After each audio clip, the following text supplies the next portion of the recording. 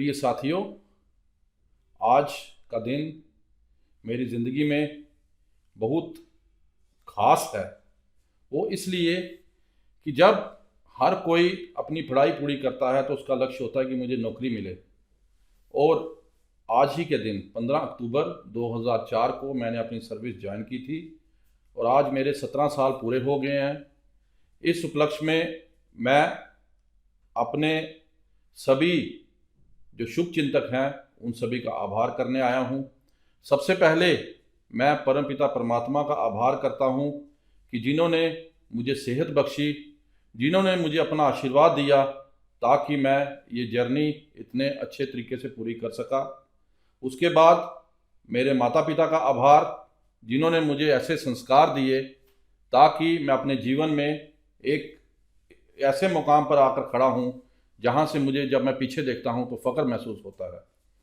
आभार अपने सभी साथियों का, अपने दोस्तों का, अपने परिवार का और अपने छात्रों का। उन सभी के सहयोग से आज मैं इस मुकाम तक पहुंचा। ये ज़िंदगी हमें नई नई चीज़ें सिखाती है, लेकिन मैं अपनी बात आगे बढ़ाने से पहले स्वामी विवेकानंद जी का एक जो उनका खास बात जो मुझे हमेशा प्रेरणा देती है वो ये कि उठो, जागो और तब तक नहीं रुको जब तक आप अपने लक्ष्य को प्राप्त ना कर लो। यही शब्द जो हैं ये मुझे प्रेरणा देते रहते हैं।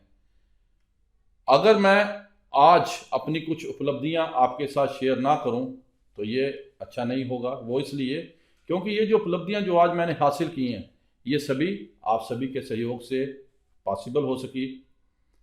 बात 2004 से शुरू करें तो जब मैंने अपनी नौकरी ज्वाइन की तो तब मैंने एक प्रोजेक्ट लिया अनारदाना के ऊपर।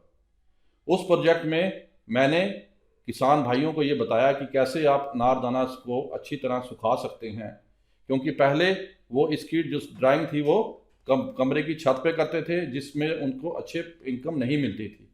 लेकिन ये 2 साल के प्रोजेक्ट में जो अनारदाना 70 रुपये किलो बिकता था उससे उन्हें 225 से 250 रुपया मिलना शुरू हो गया। मैंने उनको बताया कि कैसे आप छोटे छोटे पॉली टेंट बना के उनके अंदर इसको सुखाएं ताकि आप जो हवा जो गंध है उससे इसको दूर रख सकें। उसी के बाद जब मैंने 2007 में जम्मू में ज्वाइनिंग डाली फ्रूट साइंस में, वहाँ पर मुझे एक ये लक्ष्य इसलिए कहूँगा कि कार्य जो था वो थोड़ा पेचीदा था। हमें रिजुविनेशन का कार्य दिया गया, वो भी ऐसी जगह जहाँ पर लोग कोई कार्य लेने से सोचते हैं। राजभवन था, राजभवन हमारे जम्मू राजभवन में मुझे कार्य दिया गया कि आप रिजुविनेशन ऑफ मैंगो में एसोसिएट हैं।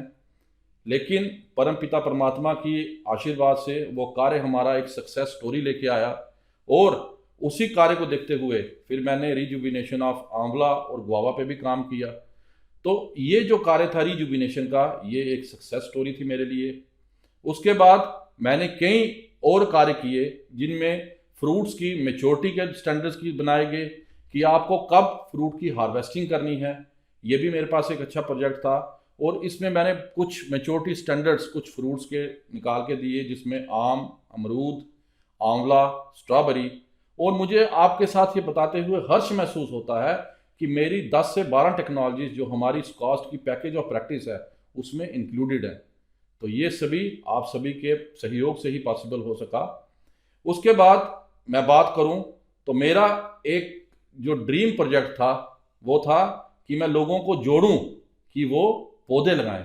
सेव हॉर्टिकल्चर के नाम से एक मिशन 2016 में शुरू किया जिसमें मेरे सभी विद्यार्थी, मेरे सभी साथी जुड़े और मुझे ये आपको बताते हुए खुशी होती है कि इस मिशन के अंदर हमने लगभग 12,000 पौधे लगाए और अभी भी ये मिशन चल रहा है। मैं सभी से आग्रह करता हूं कि अपने जन्मदिन पर या अपने शुभ दिन पे अपने हाथों से पौधा लगाएं। साथियों, जैसा आप सभी को मालूम ही है कि पिछले दिनों हम एक महामारी से गुजर रहे थे। उस दौरान जो शिक्षक थे उनके लिए एक बड़ी कड़ी चुनौती सामने आई। वो इसलिए कि वो किस तरह अपने छात्रों के साथ जुड़ें, कैसे उनको उनके घर में बैठे उनको पढ़ाई में मदद कर सकें। इस दौरान मैं अपने YouTube से जुड़े हुए सभी छात्रों का धन्यवाद करता हूं कि उन्होंने इस मुहिम में मेरा साथ दिया।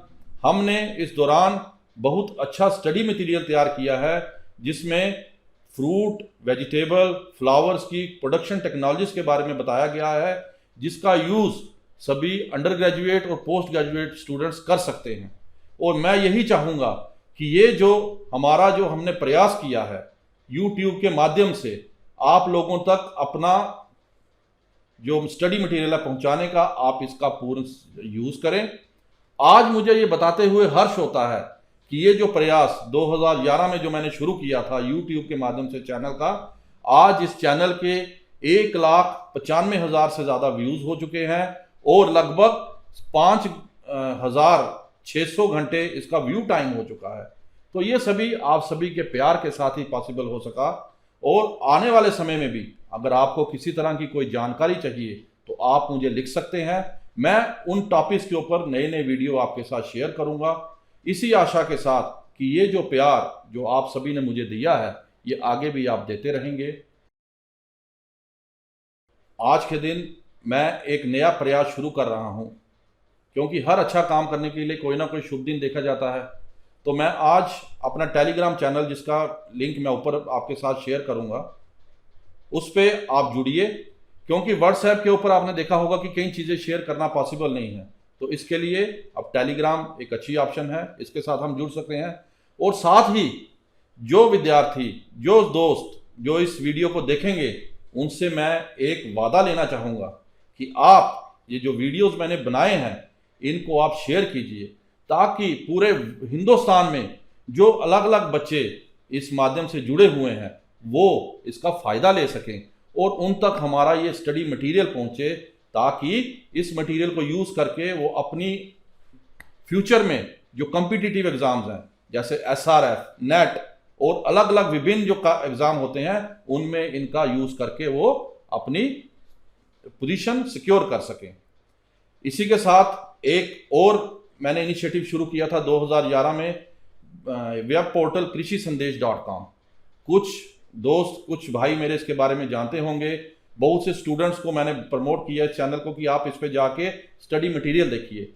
इस वेब पोर्टल को बनाने के पीछे मेरा एक ही उद्देश्य था कि मैं नई नई जो जानकारी है वो अपने दोस्तों के साथ शेयर कर सकूं, और उस जानकारी में जो अलग अलग जो इनोवेशन हो रही हैं, जो फ्लावर, फ्रूट्स, उनको लगाने की जो टेक्निक्स हैं, जो उनकी प्रोडक्शन टेक्नोलॉजीज हैं, वो हम इसमें बताएं। तो मुझे ये बताते हुए आज आपके साथ खुशी होती है कि पिछले 11 साल में ये जो वेब पोर्टल है इस पे 4.5 लाख व्यूज़ हो चुके हैं। इन व्यूज़ को अगर हम देखें तो सबसे ज़्यादा व्यूज़ जो हैं वो भारत में हुए, जो 74% है। उसके बाद USA, यहाँ से 5%, और इसी तरह अलग अलग countries, Pakistan, Philippines, south Africa, Nigeria और यूनाइटेड किंगडम से भी इसमें व्यूज़ हुए। और अगर हम बात करें हमारे हिंदुस्तान में अलग अलग स्टेट्स की, तो महाराष्ट्र एक ऐसी स्टेट है जिसमें सबसे ज़्यादा जो व्यूज़ हुए हैं वो लगभग 18% है। उसके बाद कर्नाटका 12%, उड़ीसा, तमिलनाडु, ऐसे करते करते अगर हम देखें तो जम्मू कश्मीर में जो मेरे व्यूज़ हैं वो 10वें नंबर पर हैं।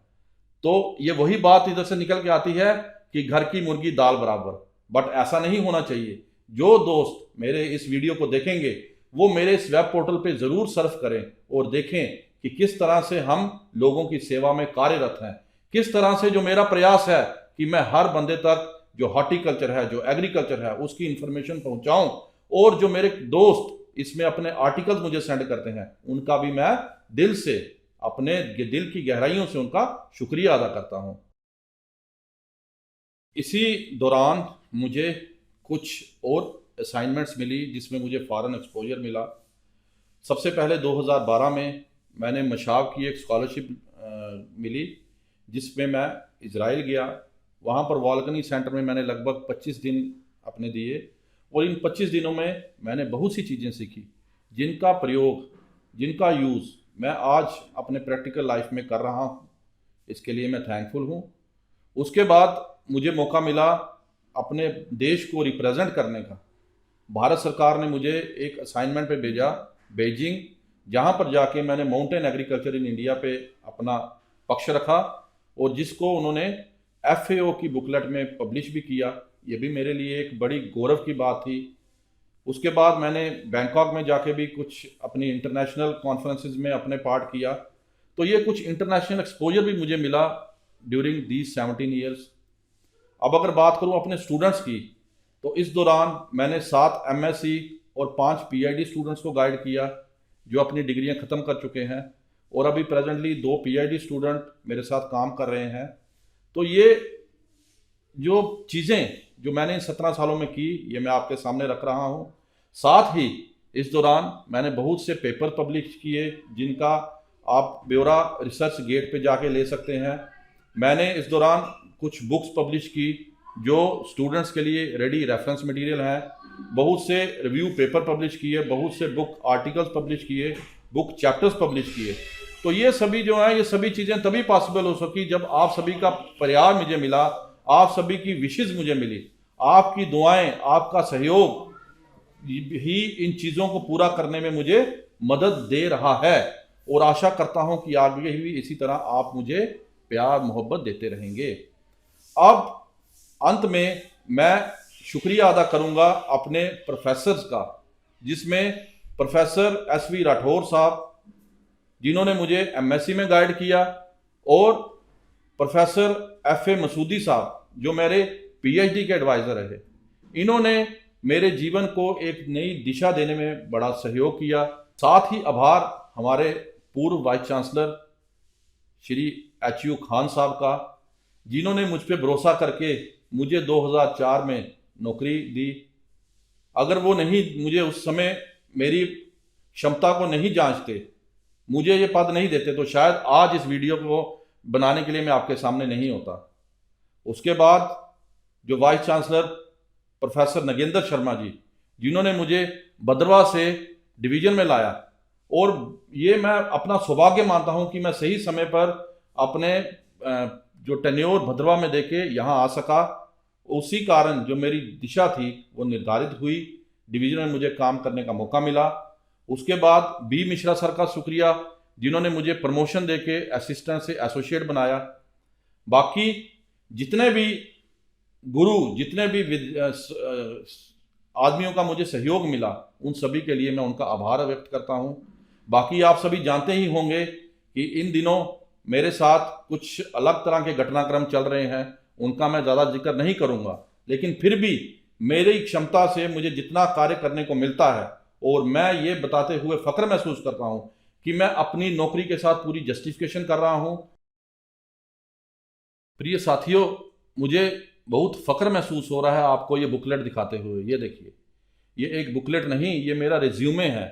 इसमें मैंने जो भी कार्य किए हैं उन सभी को मैंने इसमें बताया है, और ये बताते हुए मुझे खुशी इसलिए महसूस हो रही है कि इस सभी का सारा श्रेय आप सभी भाइयों, आप सभी दोस्तों को जाता है, जिनकी वजह से ये बुकलेट जो है ये मैं बना सका।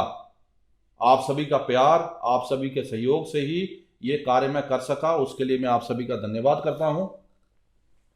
अंत में मैं अपनी बात खत्म करने से पहले आप सभी को ये कहना ज़रूरी समझता हूँ कि हमेशा ज़िंदगी में उस पथ पर चलिए जो सच्चा है, जो सच्चाई के साथ भरा हुआ है, क्योंकि सच्चे पथ पे कुछ दुविधाएं, कुछ मुसीबतें ज़रूर आएंगी, लेकिन आगे चढ़ के जब आप निकल के आओगे उससे, तो लोग आपको पहचानेंगे कि कोई तो था जो सच्ची राह पे चला और उसने कार्य किया। प्रिय साथियों, ये कोई नई बात नहीं जो मैं आपके साथ शेयर कर रहा हूँ। ये हमें इसलिए करना चाहिए कि हम भारत देश में रह रहे हैं, हमारा अपने कंट्री के प्रति कुछ दायित्व है। वो इसलिए कि ये जो हमारा शरीर है ये नश्वर है, ये हम सभी को मालूम है। एक दिन हमें अपनी यात्रा पूरी करके जाना है, तो हम कुछ ऐसा करके जाएं कि जब हम इस दुनिया से जाएं तो लोग कहें नहीं, ये अपने जीवन में आए थे एक मिशन लेके, और इन्होंने मिशन के साथ काम किया। कुछ नहीं है लाइफ, जिंदगी में कुछ नहीं मिलना है, हर कुछ हमें इधर से अर्जित करके जाना है। कर्म करिए, अच्छे दायित्व से निभाइए। मुझे ये बताते हुए खुशी होती कि आज तक मैंने अपना दायित्व बड़े सही तरीके से निभाया, और इसी कारण मैं चाह रहा था कि मैं अपनी बात आपके समक्ष रखूं। आज का वीडियो बनाने का मकसद भी यही था कि आप सभी में एक प्रेरणा आए, आप सभी इस मार्ग पे चलो। जो मेरे विद्यार्थी मेरे इस वीडियो को देखेंगे उनको ये प्रण लेना होगा कि हमें अपने जीवन में एक लक्ष्य की तरह काम करना है। जिस किसी जॉब में भी वो जाते हैं उसमें अपने आप को झोंक दीजिए। जैसा मैंने पहले विवेकानंद जी का दोहा आपके साथ शेयर किया, वो इसीलिए कि हमें कोई भी काम करना है उसमें अपने आप को नौछावर कर देना है, तभी जाके हमें उसमें सफलता मिलेगी। जिस मेरे दिल में जो कुछ नाम थे, जिसमें एच.यू. खान साहब हैं, नगेंद्र शर्मा सर हैं, मिश्रा साहब हैं, ये कुछ ऐसे व्यक्ति आए जिन्होंने मेरी ज़िंदगी पे एक छाप छोड़ दी, जिन्होंने मुझे एक सही दिशा पे चल रहा था उस दिशा पे मुझे चलाया। अब अंत में मैं आपका ध्यान गीता की ओर लेके चलता हूँ, जिसमें सबसे पहला दोहा आता है, धर्म क्षेत्रे कुरुक्षेत्रे समवेता युयुत्सवा मामका पांडवाश्चे किम कुर्वत संजय। इस दोहे में आपको खुद पता लग जाएगा कि महाभारत का युद्ध क्यों हुआ, उसके पीछे कारण क्या था।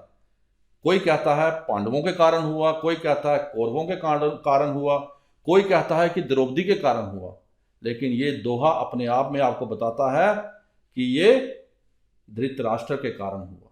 वो इसलिए कि जब तक पांडु जिंदा थे उन्होंने हमेशा कौरवों को अपने बेटों की तरह माना। जब वो हस्तिनापुर में सिंहासन पे थे तो उन्होंने हमेशा कौरवों को अपने बच्चों की तरह माना।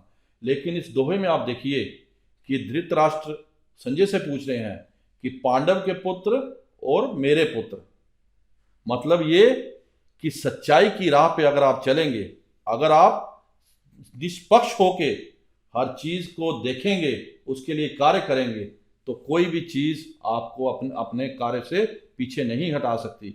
और जब कभी भी धर्म की हानि होगी, जब कभी भी धर्म के अगेंस्ट काम होगा, तो खुद ब खुद उसको खत्म करके सत्य जो है वो सामने आएगा। तो हमेशा मेरी तरफ से आप सभी को यही राय है, मेरा आप सभी को यही कहना है कि सत्य की राह पर चलिए। मैं हमेशा यही कोशिश करता हूँ कि सच्चे राह पे चलूँ, लोगों के लिए अच्छा करूँ। इसमें चाहे मुझे दिन में रात में कभी भी फ़ोन आता है, मैं उस फ़ोन को ज़रूर अटेंड करता हूँ।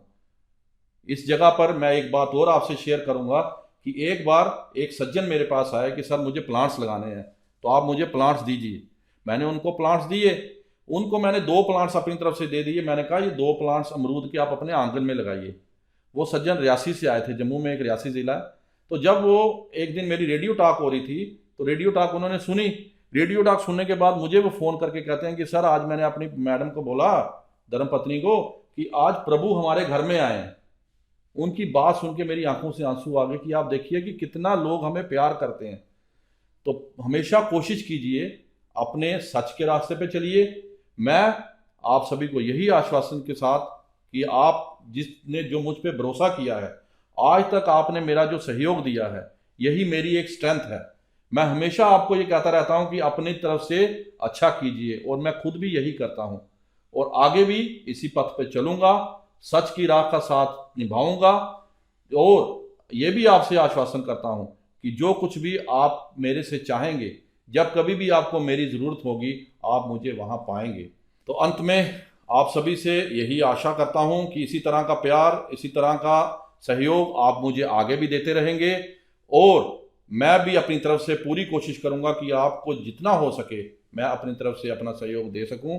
इसी आशा के साथ आप सभी से अलविदा चाहता हूँ। अंत में आप सभी का शुक्रिया, आभार। जय हिंद।